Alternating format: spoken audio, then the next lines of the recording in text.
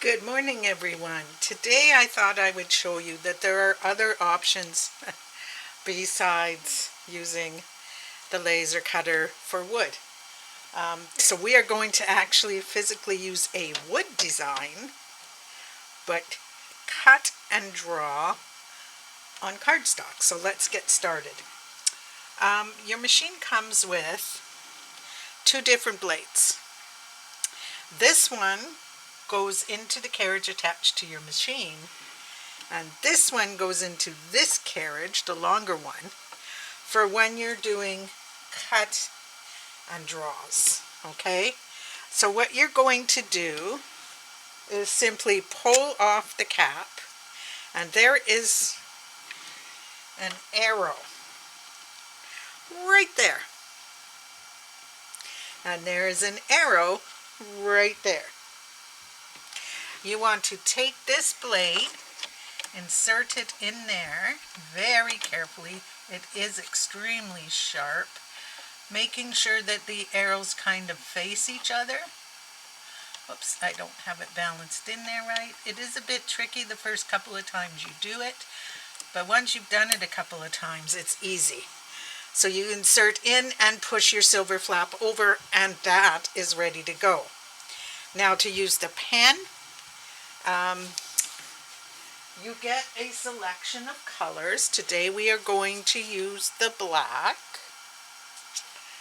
And what you want to do is, of course, remove the lid, which goes on nice and tight, by the way, and you get a pen holder.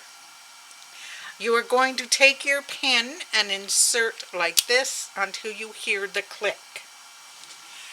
Place this cover back on, it's magnetic. Pull this cover off, drop your pen holder down, and close your clamps over it. Just give me 1 second. Here.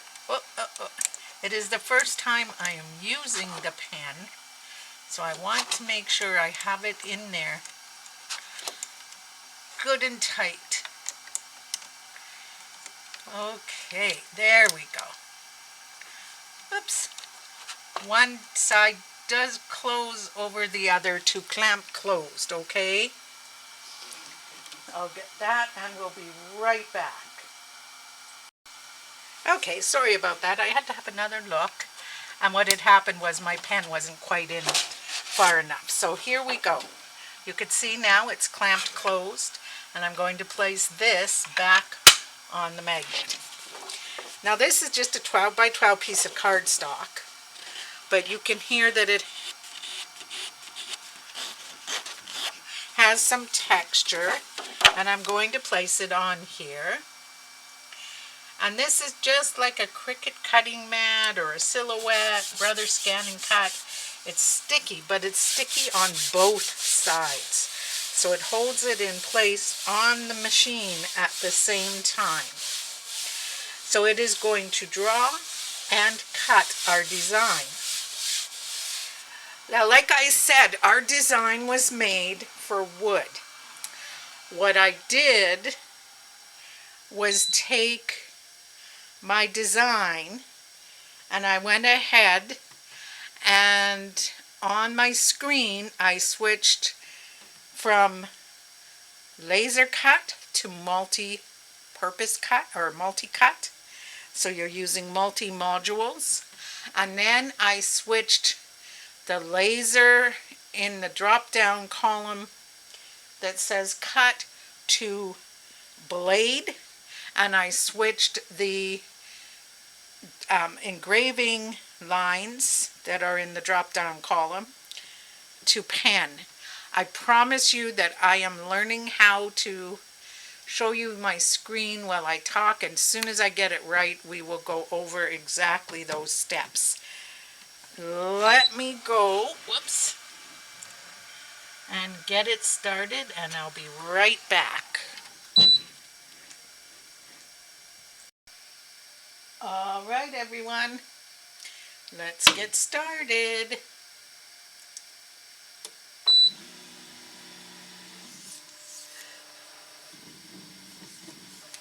as you can see, it's going to draw the details. Now, if you're asking why I did this, it is because I have already cut this out of wood. And I want to show you how versatile this machine is. Why so big? Could I have cut it smaller? Absolutely. The size of your design is determined in the design system online. It closely resembles Cricut Design Space, and I really do love it. Now, this design is to be credited to one of the girls in their online system, and I will let you know her name as soon as we're done here, because I honestly do not know it offhand, but I do want to give her credit. So why would I do it with a pen and a cutter? I may want to put it on a scrapbook page. I may want to put it on a card. I may want to hang it on a wall.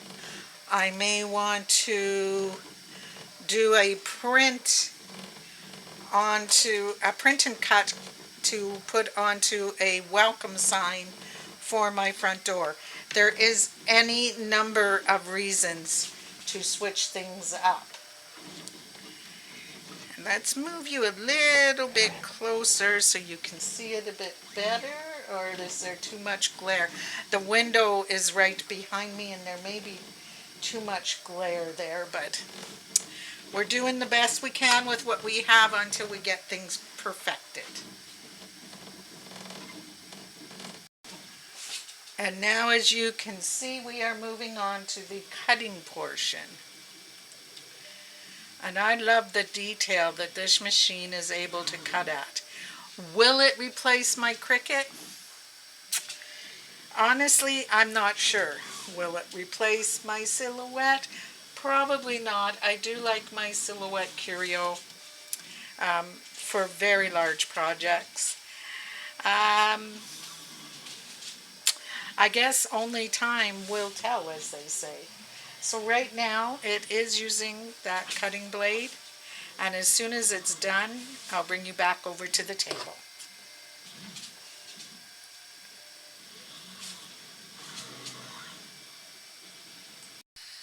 Okay, so we're back, and this is the wood cutout. This is the file that we used. And this is what we end up with when we do it on the paper. It's exactly the same. So, the only part where it went a little unsteady was on my windows at the top. The blade gave a little skip, I think. And I think that was due to when I feel it, there's a little rough line right here in my paper. So the texture might have been a little off, but that's okay. So now all I do is those pieces that stayed stuck inside, they're cut, they just didn't pop out onto my mat. I just finished popping out. And now, whoops, I can color them. So it's really easy to do. I have a metallic coloring pen, and I'll just go in the white. And it will probably take a couple of times. If I do not wish to have to do it twice, I can use a chalk pen, a white chalk pen. You could use white acrylic paint. And there we go. Okay, so it's just a case of coloring in all the bits and pieces now. If you wanted to, you could switch the design pieces like this, you know, whatever ones you wanted to be cut lines, cut them out of different colors of paper, and end up with even more layers. I, however, wanted to keep it as close as to what I did there as possible. So I am going with what I used. Except I'm going to take a little shortcut here. And, whoops, I am, excuse the dog, he's moving his bed. He does that. He moves home every once in a while. I am going to use in the dots some of these pearls because I really do need to start using them up. I have so many. So if you want to see the effect that that will give me, whoops.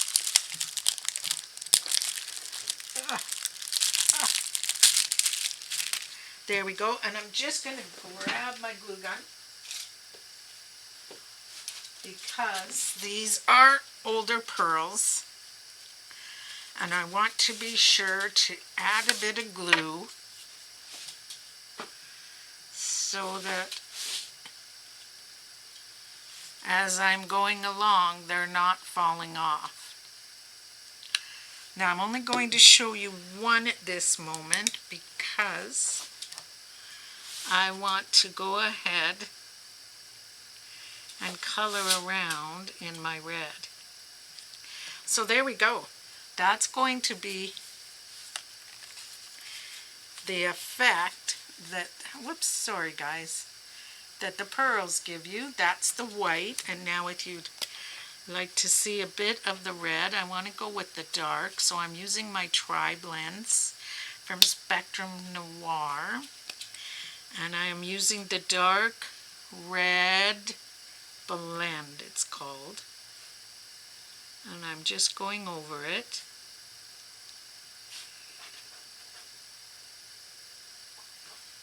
So that is what the dark red blend from Spectrum Noir looks like.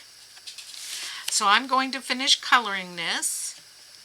I will probably add glitter just like I did here with the Wink of Stella. I don't know if you can really catch it on the camera, but I put it on the snow and I put it in the windows just to give them a touch of frostiness. So I will finish coloring this, which you don't need to watch every step of, and then I'll return. Okay, welcome back everyone. So, what was the purpose of today for just a quick recap? It was to show that wood files can quickly be turned into paper files. This is not by any means my best work. I'm just using it to show you that it does work.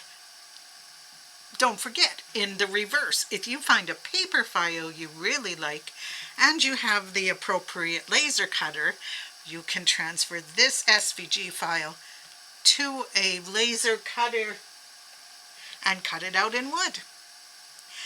Works both ways. If you wanted this to be on the front of a card, shrink it down, put it on the front of a card. Whatever works for you. My advice is if you were to do this, and if I were to do it again, with this textured cardstock, I would not use the chalk pen. It's not sitting correctly, so it looks a little dirty.